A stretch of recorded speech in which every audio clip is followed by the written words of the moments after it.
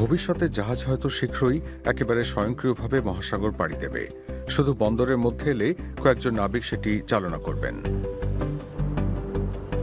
তারপর সমুদ্রে গিয়ে পড়লে ন্যাভিগেশন ও লোকালাইজেশন প্রযুক্তির নেটওয়ার্ক জাহাজটিকে তার গন্তব্যের দিকে এগিয়ে নিয়ে যাবে। জার্মানির ফ্রাউনহোফার সামুদ্রিক গবেষণা কেন্দ্রের বিজ্ঞানীরা প্রায় 2 বছর ধরে নাবিক ছাড়াই মালবাহী জাহাজ চালানোর সফটওয়্যার নিয়ে কাজ করছেন।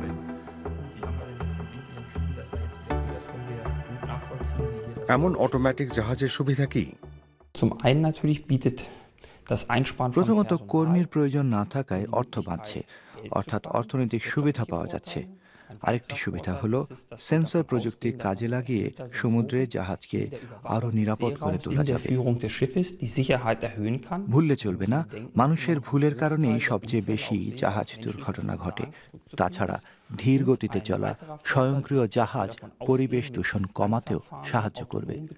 কার্বন নির্গমন ও জ্বালানির ব্যবহার কমবে। প্রতিষ্ঠানের নিজস্ব সিমুলেটরে গবেষকরা তাদের সফটওয়্যার পরীক্ষা করে দেখছেন। সিমুলেশনের মাধ্যমে দ্রুত বোঝা গিয়েছিল যে নাবিক ছাড়া বন্দরের মধ্যে জাহাজ চলতে পারবে না। সেখানে জাহাজ চালানো অত্যন্ত জটিল কাজ। তাই ভবিষ্যতেও বন্দর ছেড়ে যাবার এবং ঢোকার সময় নাবিকরাই জাহাজ চালাবেন। King Darius, the helicopter is proceeding to pickup point. Please initiate handover procedure. Shore Control Center, King Darius initiated handover procedure. তারপর মালবাহী জাহাজ সমুদ্রে পৌঁছলে নাবিকরা ছোট নৌকা কিংবা হেলিকপ্টারে চড়ে জাহাজ ছেড়ে চলে যাবেন। গন্তব্যে ঠিক উল্টোটা ঘটবে। বন্দরে ঢোকার আগে ঠিক সময়ে নাবিকরা জাহাজে পৌঁছবেন, তারপর নিরাপদে জাহাজটি নৌকা করবেন। সমুদ্রে চলার সময় সম্পূর্ণ স্বয়ংক্রিয় নিয়ন্ত্রণ ব্যবস্থা জাহাজের দায়িত্ব নেবে। সবচেয়ে বড় আশা হলো জাহাজ চলাচল আরও নিরাপদ হবে, কারণ সেন্সর মানুষের তুলনায় অনেক বেশি দক্ষতার সঙ্গে চারিদিকে নজর রাখবে। কোনো বাধা শনাক্ত করতে আমরা আগের মতোই রাডার ও অটোমেটিক আইডেন্টিফিকেশন সিস্টেম ব্যবহার করছি। সেই সঙ্গে জাহাজে সাধারণ ও ইনফ্রারেড ক্যামেরাও থাকছে। সব সিস্টেম একসঙ্গে কাজ করতে পারে। এক সেন্সর ফিউশন কনসেপ্টের সাহায্যে তখন অপেক্ষাকৃত ছোট বস্তুও শনাক্ত করা সহজ হবে, যা রাডারে সরাসরি ধরা পড়ে না। ইন্টেলিজেন্ট অ্যালগোরিদম সেটা সম্ভব করবে। অন্য কোনো জাহাজের সঙ্গে সংঘাতের উপক্রম হলে স্বয়ংক্রিয়ভাবে তা চিনতে পারা হলো প্রথম পদক্ষেপ।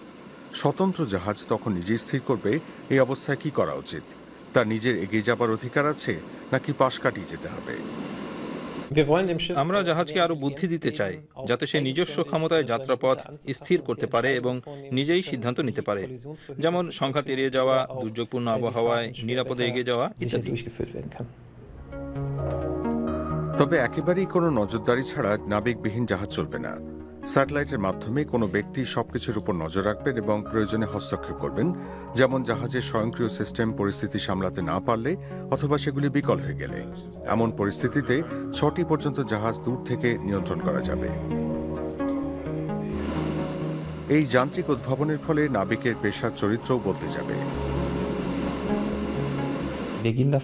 খোলা সমুদ্রে জাহাজ স্বতন্ত্রভাবে চলবে, তবে সীমাবদ্ধ জলপথ বা বন্দরে সেটা সম্ভব হবে না। তখন জাহাজ বন্দর থেকে বের করা এবং বন্দরে নিয়ে আসা নতুন এক পেশা হয়ে উঠবে, অথবা কন্ট্রোল রুমে বসে দূরের জাহাজ নিয়ন্ত্রণ করাও নতুন কাজ হবে। এই মুহূর্তে নাবিকবিহীন জাহাজ সমুদ্রে পাঠানো বেআইনি কাজ। ফলে আজই এই ব্যবস্থা যাচাই করতে এবং ভবিষ্যতের জন্য প্রস্তুত হতে সিমুলেটরই একমাত্র ভরসা।